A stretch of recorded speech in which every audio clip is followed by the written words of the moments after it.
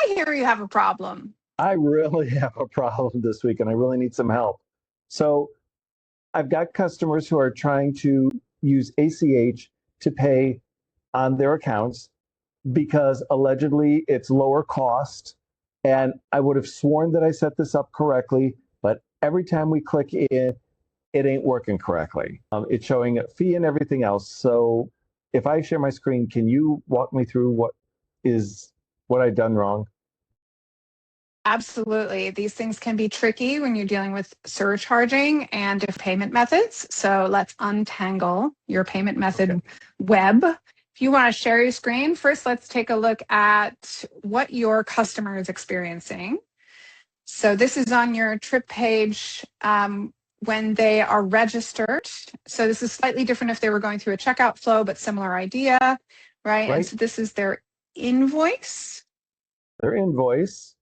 Okay, so they're coming on down here. All right, we could see how much is due and everything. And they just want to throw a little, they just want to do a little chip away amount. Okay, it's $25, but there's a 2.9 surcharge that's being added to it. So if they wanted to pay $1,000, all of a sudden that adds up and there's an extra $29. And I know I set this up for a 0% ACH transfer fee. Yeah, so I see also you have the challenge that the label just says credit card. And so that needs to be updated as well to let them know that there's actually multiple options. So can you click into Pay Now and let's just check and make sure that those options are showing. Because that requires that those are turned on inside your Stripe account. So that's excellent. Looks like you have turned those on. So you've got card, you've got Google Pay. If you're on an Apple device, it would say Apple Pay. And then, yeah, you've got that ACH. It's actually called US bank account when shown to the customer, but it says ACH when you're setting it up as a planner inside your Stripe dashboard. And then you do have that fourth option, which is bank transfer. And that is something that we've noticed now. We don't recommend using that payment method with Stripe. And so, so that's just something we're going to link an article to explain how to make sure that you're using the right bank transfer option. So that would be the US bank account, which is called ACH. And not the bank transfer one. If you want to do bank transfer instructions, we recommend using the YouLi alternative payment methods link that gives people those instructions, because then you don't have to pay the Stripe fees, because it's still a manual process whether you go through Stripe or go through YouLi, and the YouLi one gives you a lower fee to process. So we don't recommend that fourth option that you're showing there. But the ACH one, when you click on the US bank account, that takes you through that flow to do an automatic transfer, and they can click and pick their bank, and it's a pretty good experience. But what you're seeing here is that it's the same fee. So the 2.9% you saw back there is going to be applied, right? So that's your problem. So you as the planner, if you can just open up that tab you have where you're editing your payment methods in YouLi. Over here? Yep. So under the pricing, so update trip pricing, and then if you scroll down to payment methods, so here you've got collect payments via Stripe. And there you go. Of course, you're thinking, yes, I've put a 0% surcharge on ACH, which is an optional thing. You've turned that on under your account payments to have this option. So if you don't see that there, you do need to set it up in your account. But you've already turned that on, which is perfect. So the thing that you didn't know, which is a little bit of a trick, is that you do still have to charge something for ACH. You can't set it to 0, because if you do set it to 0, it basically just uses the credit card surcharge. So you need to put in like 0.1 or something like that.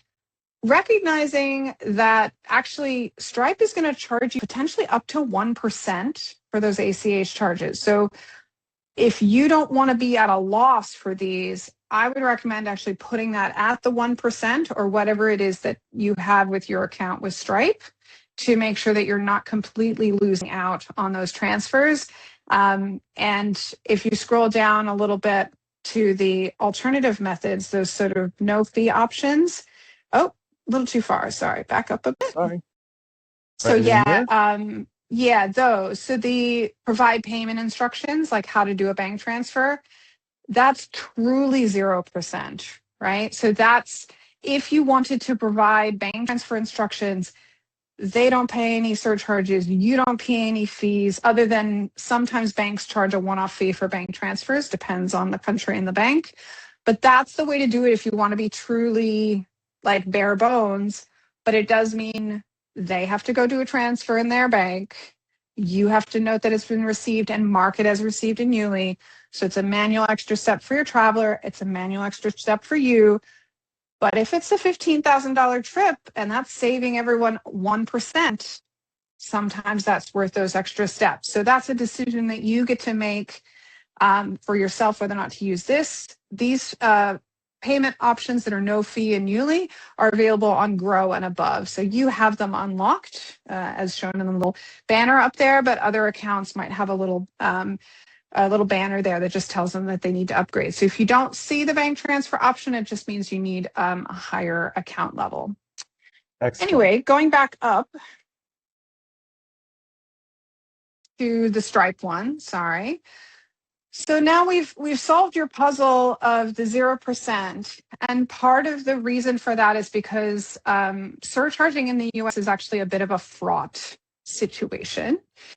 So we are actually working on a more robust solution for doing proper surcharging in the United States. So you are not allowed to surcharge on debit cards ever. Oh, what do you mean? Like, So not that's allowed? Is that a legal thing? So Oh, that's a federal law that you're not supposed to charge surcharges on debit cards.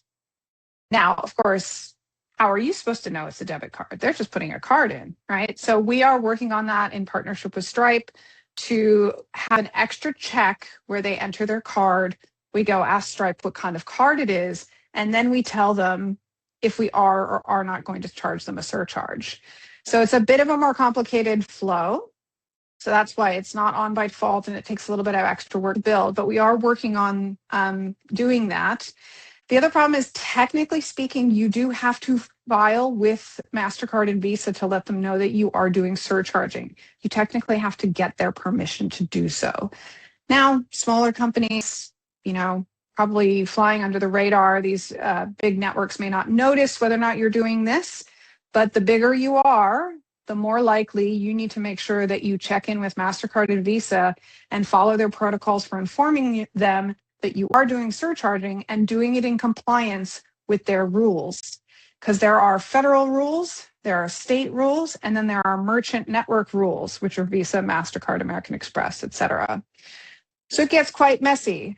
So I'm not a lawyer. This video is not telling you what you should do regarding your surcharging strategy, but just letting you know what the platform allows you to configure based on what you've decided is the right surcharging for your business.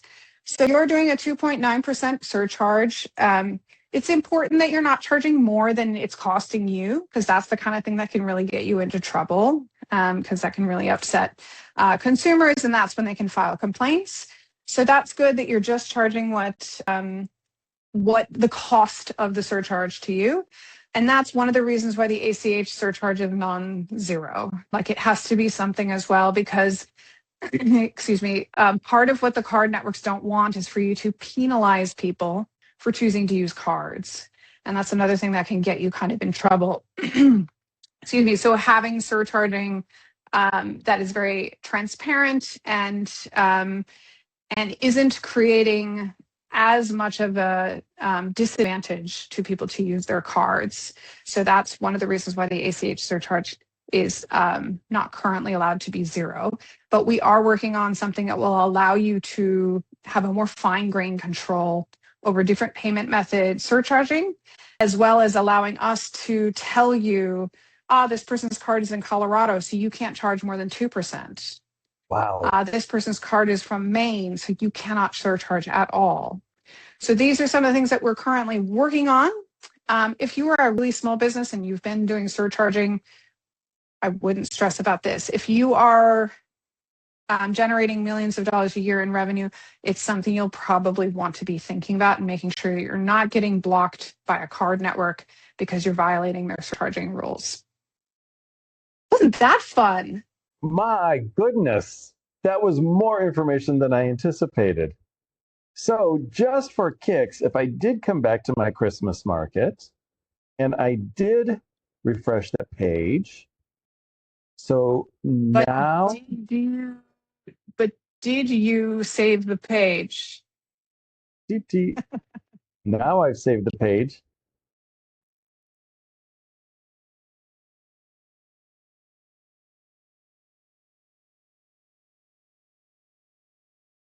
Payment option show. Oh, we're going to turn that off for right now.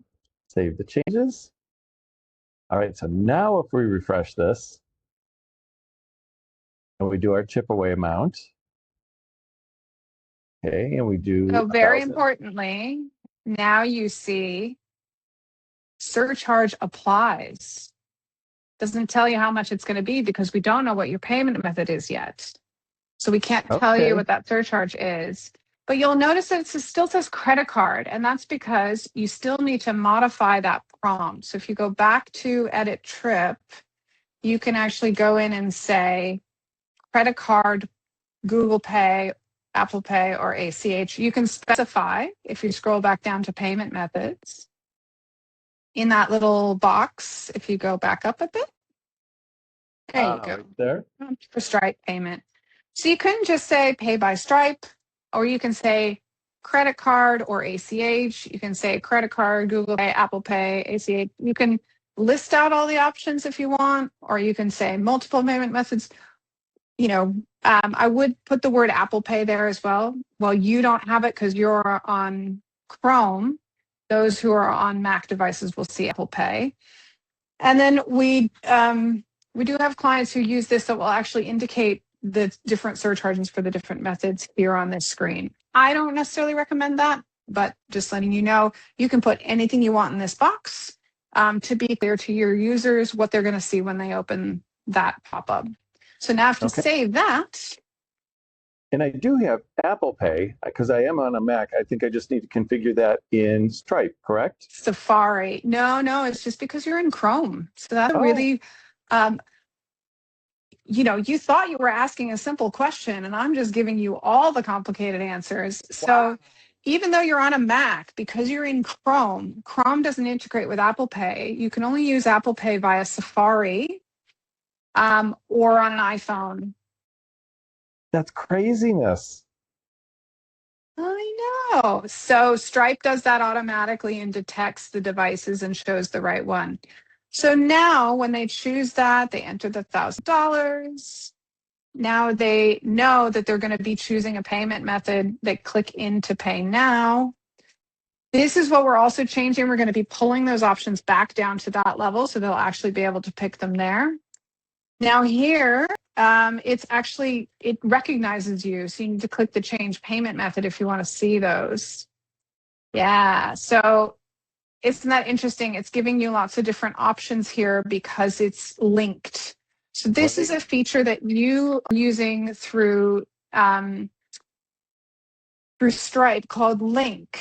So Link allows individuals to save payment methods with Stripe and use them across many different providers, and YouLi integrates into that. So if somebody bought something on a Shopify site or an Etsy site that's configured with Stripe, they save their payment method over there. When they come over here, it's going to be like, oh, hey, I know you.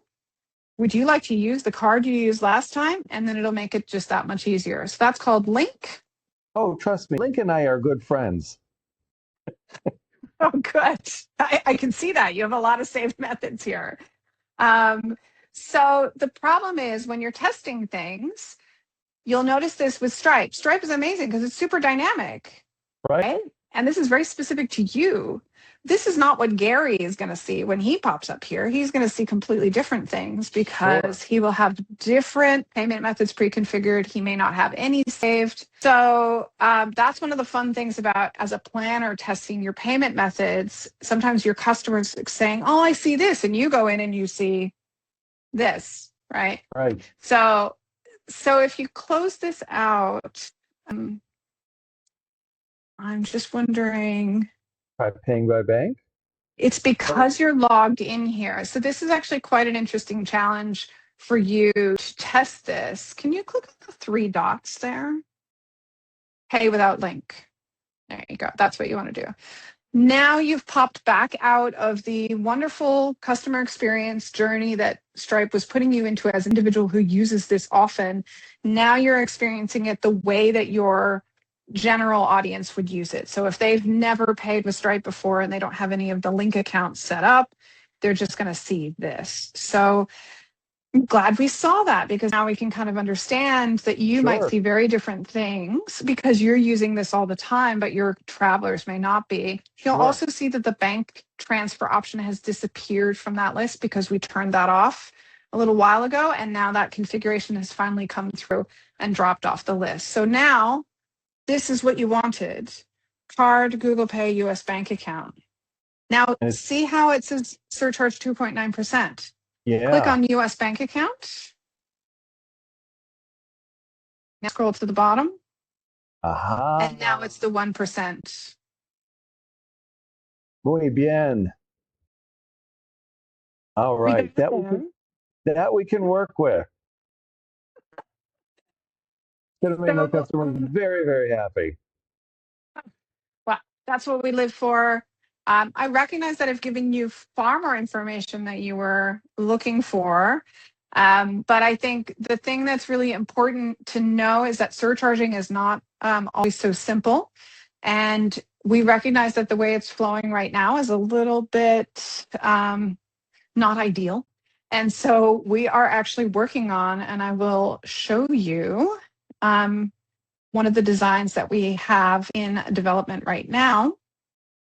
Can you see my screen? This is a mock-up of a checkout flow. I can. And you can see, so this is for doing the payment methods. And so on your screen, you had, I told you to relabel credit card to have all of the different options, right? And so what we're actually going to do is pull that back for you so that it'll show here, and the customer can actually choose between all of those options here. So we indicate which ones will have surcharges applied. Nice. And so if you configure it so that you're not doing surcharge for ACH, it won't say it. And we won't allow you to set a surcharge for debit card because that won't be supported. And then for credit card, we're actually going to make it so that if you pick credit card, it'll actually ask you for your country and then your state. And then based on the state laws, we will adjust it to be the cap for that state.